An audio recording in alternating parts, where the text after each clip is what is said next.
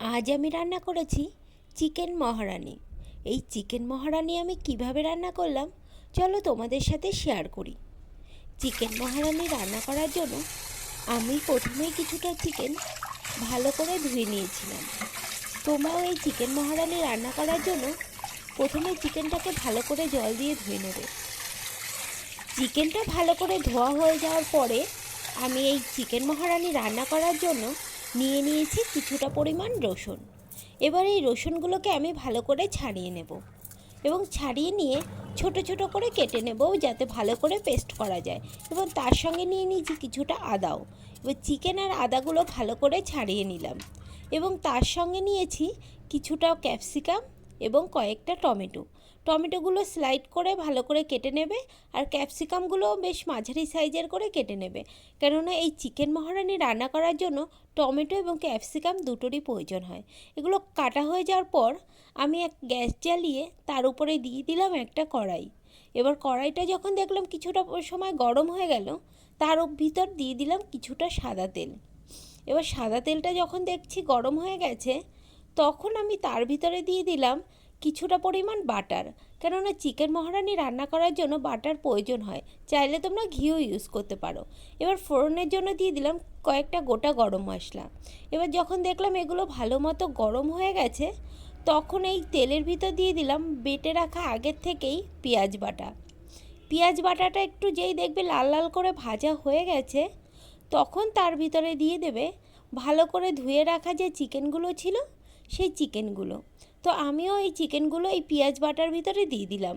পেঁয়াজ বাটার সঙ্গে চিকেনটা যখন ভালো করে ভাজা হবে, তখন সেটা খেতে আরও অনেকটাই বেশি ভালো লাগবে।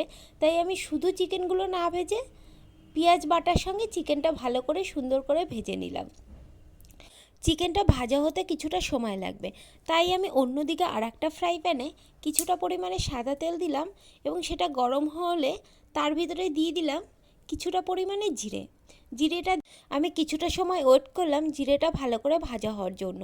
জিরেটা যখন দেখলাম ভালো করে ভাজা হয়ে গেছে, তারপর দিয়ে দিলাম কেটে রাখা ক্যাপসিকাম এবং টমেটোগুলো একটু ভালো করে ভেজে নেবে। খুব বেশি সময় না, 2-3 মিনিট একটু ভেজে নিলেই হয়ে যাবে। তখন যখন দেখলাম এগুলো ভাজা হয়ে গেছে, অন্যদিকেও দেখলাম যে চিকেনটাও আমার ভাজা হয়ে গেছে, তাই দিয়ে দিলাম আগের থেকে বেটে রাখা সেই আদা আর রসুনটা। তার ভিতরে দিয়ে দিলাম একটু জিরের গুঁড়ো, একটু ধনের গুঁড়ো, গরম মশলার গুঁড়ো দিয়ে দিলাম। এবার এগুলো দিয়ে ভালো করে একটু নাড়িয়ে নিলাম। তারপরে দিয়ে দিলাম এর সঙ্গে প্রয়োজন মতো লবণটা তোমরা তোমাদের পরিমাণ অনুযায়ী দেবে। আমি যেহেতু এখানে অল্প চিকেন নিয়েছি, তাই আমি আমার পরিমাণ অনুযায়ী দিয়েছি। তোমরা লবণটা চিনিটা তোমাদের পরিমাণ অনুযায়ী দেবে। তারপর দিয়ে দিলাম টক দইটা একটু ভালো করেই পেস্ট করে দেবে, যাতে এটার সাথে ভালো করেই মিশে যায়। তারপর কিছুক্ষণ ঢেকে আমি রেখে দিলাম। এবার আমার চিকেনটা অনেকটাই রেডি হয়ে এসেছে। এবার উপর থেকে দিয়ে দিলাম কিছুটা কাজু বাটা দিলে এর টেস্ট আরও অনেকটাই বেড়ে যায়, তাই আমি এর উপর দিয়ে দিলাম কিছুটা কাজু বাটা। তারপর ভালো করে নেড়ে চেড়ে দেখলাম যে এটা অনেকটাই হয়ে এসেছে। তারপর এর ভিতর দিয়ে দিতে হবে আগের থেকে ভেজে রাখা ক্যাপসিকাম এবং টমেটোগুলো দিয়ে এগুলো ভালো করে নেড়ে চেড়ে কিছুটা সময় রেখে দিতে হবে এবং তার ভিতর দিতে হবে পরিমাণ মতো সামান্য জল।